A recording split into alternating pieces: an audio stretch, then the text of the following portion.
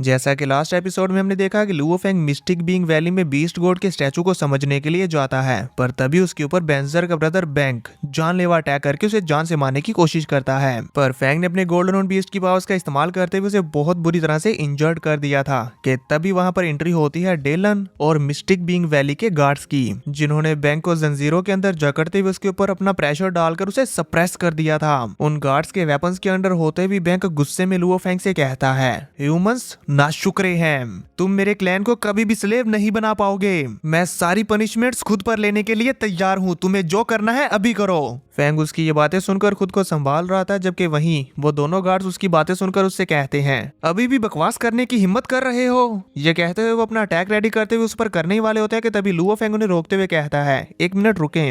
और फिर आगे बढ़ते हुए बैंक से कहता है, हम दोनों के पास हमारे होम टाउन को प्रोटेक्ट करने के लिए सेम डिटर्मिनेशन है, ह्यूमैनिटी को बचाने के लिए।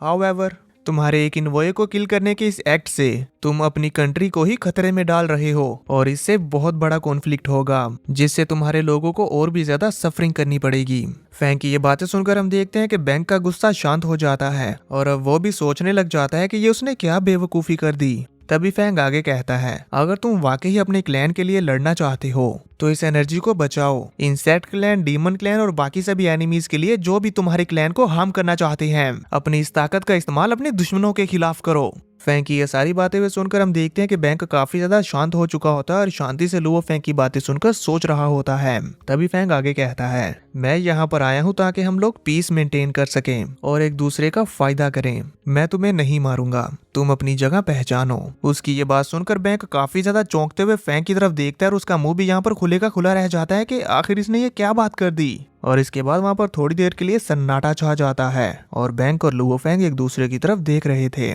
तभी इस चुप्पी को तोड़ते हुए वो दोनों गार्ड्स कहते हैं, इन्वॉय लुओ, हम इस मैटर को बहुत सीरियसली लेंगे। ये बोलकर वो बैंक को उठाते हुए अपने साथ ले जाते हैं। उनके चले जाने के बाद डेलन लुओ फेंग के सामने आते हुए अपने घुटनों पर आते हुए कहता है, योर हाइनेस, मैं आने में लेट हो गया, प्लीज मुझे सजा दें। पर दोस्तों, हम सभी तो फेंग के नेचर को जानते ही हैं। फेंग झुकते हुए उसको उठाता है और कहता है, कोई बात नहीं, इन दोनों स्टैचूज में यूनिवर्स के हाईएस्ट सीक्रेट्स हैं, मुझे अभी भी इनकी अंडरस्टैंडिंग जारी रखनी है। ये कहते हुए लुओ फेंग फिर से उस स्टैचू के सामने जाकर कल्टीवेशन करने के लिए बैठ जाता है और डेलन भी इस मामले की संजीदगी को समझते हुए लुओ फेंग के आसपास एक प्रोटेक्शन बैरियर बना देता है, ताकि इस बार फेंग को कल्टीवेशन करते हुए कोई भी डिस्टर्ब ना कर सके और वो खुद भी फेंग की हिफाजत के लिए उसके पास ही खड़ा रहता है। तभी हमें उन दोनों के पास ही चट्टान के ऊपर एक पर्सन को दिखाया जाता है जो इन्हें देखते हुए कहता है, डैम, मुझे लगा था कि बैंक ह्यूमन क्लैन से नफरत करता है तो उसे भड़काने से मेरा काम बन जाएगा और फिर चाहे इन दोनों में से जो कोई भी मरे, इन दोनों क्लैंस के बीच के कॉन्फ्लिक्ट्स बढ़ते जाएंगे और मैं केओस के वक्त पर अटैक करके इजीली अपने मास्टर के टास्क को पूरा कर दूंगा। पर अफसोस, अब ऐसा लगता है कि मुझे लुओ फेंग को किल करने के लिए एक और प्लान बनाना पड़ेगा। ये कहते हुए वो गुस्से में वहां से पीछे हट जाता है और लुओ फेंग को मारने के लिए और प्लान्स बनाने लगता है। इधर हम फेंग को देखते हैं जो कि स्टैचूज को स्टडी करने के लिए बैठा होता है और अपने मन में कहता है, मैं ब्लड लुओ कॉन्टिनेंट से जो स्मॉल स्टैचू लेकर आया हूँ इसके अंदर इसकी इनिशियल फॉर्म है, जबकि ये लार्ज मिस्टिक क्रिएचर स्टैचू ये उसकी कॉपी है। ऐसा लगता है कि इस रेप्लिका को पास्ट में किसी सुपर फिगर ने बनाया है, इसीलिए इसके अंदर यूनिवर्स ओरिजिन लॉ का प्रेशर नहीं है। और इन दोनों स्टैचूज की मिस्ट्री को अच्छे से समझने के लिए मुझे पहले बड़े स्टैचू को स्टडी करना होगा। ये कहते हुए फेंग अपनी ब्रेन फील्ड का इस्तेमाल करते हुए पूरे के पूरे बड़े स्टैचू को स्कैन करके देखने लगता है और उसे पता चलता है कि इसके ऊपर बनी हुई सारी कार्विंग्स आपस में कनेक्टेड हैं और फेंग को मालूम हो जाता है कि इन सारी कार्विंग्स को एक ही वक्त पर बनाया गया है, वो भी एक साथ। ये जानकर फेंग काफी शौक होता है कि 9000 पैटर्न्स वो भी किसी ने एक ही बार में बना डाले। अभी मेरे लिए इस मूवमेंट में इसे समझ पाना बहुत ही ज्यादा जल्दी है, इसलिए मुझे प्रैक्टिस करते रहना होगा और स्ट्रॉन्गेस्ट पैटर्न्स डेवलपमेंट टेक्निक को सीखना होगा। ये कहते हुए यहाँ पर फेंग लगातार अपने गोल्डन हॉर्न बीस्ट से बार बार जाइंट स्टैचू को बनवाता रहता है, जिसमें वो तकरीबन इसको 10,000 टाइम बनवा चुका था, पर फिर भी वो इसे मास्टर नहीं कर पाता। इसीलिए फेंग कहता है, अब मैंने इसे बार बिलियंस ऑफ टाइम्स प्रैक्टिस किया है और इसमें और भी ज्यादा परफेक्ट बनने के बाद अब मैं इसमें हल्की सी ओरिजिन लॉ की वेव को महसूस कर पा रहा हूँ। अगर ऐसी प्रैक्टिस करते करते मैं इसे थोड़ा सा और समझ जाता हूँ तो इससे मेरी बहुत ज्यादा इंप्रूवमेंट हो जाएगी। ये कहते हुए फेंग अपने गोल्डन हॉर्न बीस्ट से बार लगातार जाइंट मिस्टिक बीस्ट के स्टैचू को क्रिएट करवाता रहता है और उसके ऊपर कार्विंग्स बनाता रहता है जब तक कि वो उसमें मास्टर नहीं हो जाता। और साथ ही फिर अपनी मूशा बॉडी की तरफ देखते हुए कहता है, मेरी मूशा बॉडी ध्यान लगाते हुए मिस्टिक क्रिएचर स्टैचू को ऑब्जर्व कर रही है, उसके चार्म को मेरे सबकॉन्शियस माइंड में मर्ज करने के लिए। और गोल्डन हॉर्न बीस्ट उस नॉलेज का इस्तेमाल करते हुए अपनी कार्विंग्स को इम्प्रूव कर रहा है ताकि वो चार्म की अंडरस्टैंडिंग के बेस पर बहुत ही बेहतरीन कार्विंग्स कर सके। यहाँ जैसे ही फैंग की ये बात कंप्लीट होती है तो हम देखते हैं कि गोल्डन हॉर्न बीस्ट ने अब जो जाइंट स्टैचू बनाया है उसके अंदर से ओरिजिन लो की काफी ज्यादा पावर्स रिलीज होने लगती है और फैंग उसे देखते हुए खुश होते हुए कहता है, ये तो ओरिजिन लो की एक पावरफुल वेव है। आखिरकार 5 मिलियन टाइम्स कार्विंग्स करने के बाद फाइनली यूनिवर्स ओरिजिन लो की वेव बनाने में कामयाब रहा।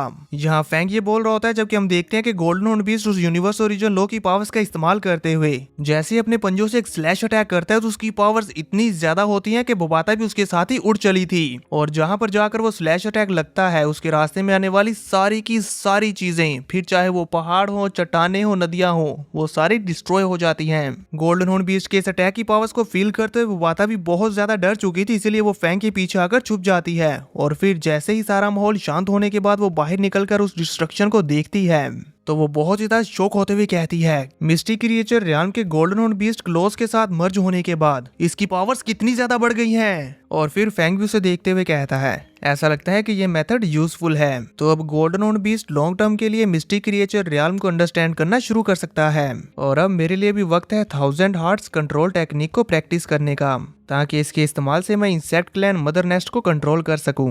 ये कहते हुए फैंग 1000 हार्ट्स कंट्रोल टेक्निक को परचेज कर लेता है और उसे प्रैक्टिस करने के लिए तैयारी करने लगता है। तभी वो वाता उसे कहती है, अगर तुम अर्थ पर मौजूद वर्ल्ड मास्टर लेवल के इंसेक्ट क्लैन के मदर नेस्ट को कंट्रोल करना चाहते हो तो फिर तुम्हें 1000 हार्ट्स कंट्रोल टेक्निक के लेवल 3 100 हार्ट्स रियाल्म को प्रैक्टिस करना चाहिए। आमतौर पर हाईएस्ट लेवल वर्ल्ड मास्टर और स्पिरिचुअल मास्टर को इसे मास्टर करने के लिए हंड्रेड्स ऑफ इयर्स के टाइम की जरूरत पड़ती है। हाउएवर अब क्योंकि तुम डीमन माउंटेन से इनहेरिटेंस हासिल कर चुके हो जिससे तुम्हारी स्पिरिचुअल वेव 3200 तक पहुंच चुकी है, तो तुम्हारे लिए इसे मास्टर करना फास्ट हो जाएगा। बोबाता से ये सारी इन्फॉर्मेशन जान लेने के बाद Luo Feng 1000 hearts control technique को प्रैक्टिस करना शुरू कर देता है और देखते ही देखते समय बीतने लगता है और इनकी ये प्रैक्टिस कई सालों तक चलती रहती है। तभी हमें उस ओल्ड मैन को दिखाया जाता है जिन्होंने बैंक को भड़काकर लुओ फेंग को जान से मरवाने की कोशिश की थी। वो फेंग को कल्टीवेशन करते हुए देखते हुए कहता है, 100 साल से भी ज्यादा समय बीत चुका है पर ये दोनों अपनी जगह से जरा से भी नहीं हिले। अब तो इसे किल करने का कोई भी चांस नहीं है और तो और वाकई कोई और रास्ता भी नहीं है। ये कहते हैं वो निराश होकर नीचे बैठ जाते हैं और हम देखते हैं कि उनके ऊपर तो घास फूस भी उग चुकी थी जहाँ पर चिड़िया ने घोंसला बना लिया होता है। हम फैंग को देखते हैं जो कि ध्यान लगाकर कल्टीवेशन कर रहा होता है और हमें उसके इनर वर्ल्ड में दिखाया जाता है कि फैंग ने कई सालों की कड़ी मेहनत के बाद फाइनली 1000 हार्ट्स कंट्रोल टेक्निक के लेवल 3 को मास्टर कर लिया है। और अब जैसे ही फैंग अपनी आंखें खोलता है तो हमें क्लियरली देखने को मिलता है कि फैंग के आसपास जितना भी हो रहा था वो फ्लक्चुएट कर रहा होता है और उसका खुद का ऑरा भी बहुत ज्यादा डेंस हो चुका है। अब क्योंकि उसने इस टेक्निक को मास्टर कर लिया इसीलिए अब अपने मन में कहता है, अब वक्त है अर्थ पर वापिस जाकर इंसेक्ट क्लैन के मदर नेस्ट से निपटने का। इसी के साथ सीन कट होता है हमें देखने को मिलता है कि लुओ फेंग अपने मास्टर के न्यू स्पेसशिप के अंदर बैठकर बड़ी तेजी के साथ ब्लैक यूनिवर्स से होता हुआ सीधा अर्थ की तरफ बढ़ रहा होता है। तभी हमें स्पेसशिप के अंदर का सीन दिखाया जाता है जहां पर हम देखते हैं कि लुओ फेंग मेडिसिनल चैम्बर के अंदर अपनी ह्यूमन बॉडी को स्ट्रेंथन कर रहा होता है और फिर इस प्रोसेस के पूरा होते ही वो इस चैम्बर से बाहर आकर अपनी पावर्स को चेक करता है जिसमें वो सिर्फ हवा में अपना पंच लगाता है और उसके इस पंच से ही पूरी की पूरी स्पेसशिप डगमगाने लगती है और वो बाता भी काफी ज्यादा डर चुकी थी इसलिए वो भी चिल्लाते हुए कहती है, लुओ फेंग ये कोई तुम्हारे खेलने की जगह है। जबकि फैंग तो यहाँ सिर्फ अपनी बॉडी को स्ट्रेच कर रहा था। अब फैंग अपनी पावर्स को कंट्रोल करते हुए कहता है, मेरी ह्यूमन बॉडी अब finally highest world master level 9 पर पहुंच चुकी है।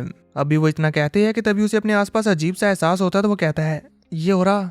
और फिर अपने आसपास देखने पर उसे पता चलता है कि ये तो क्लाउड रबिंग वाइन का हो रहा है जो कि इवॉल्व हो चुकी है।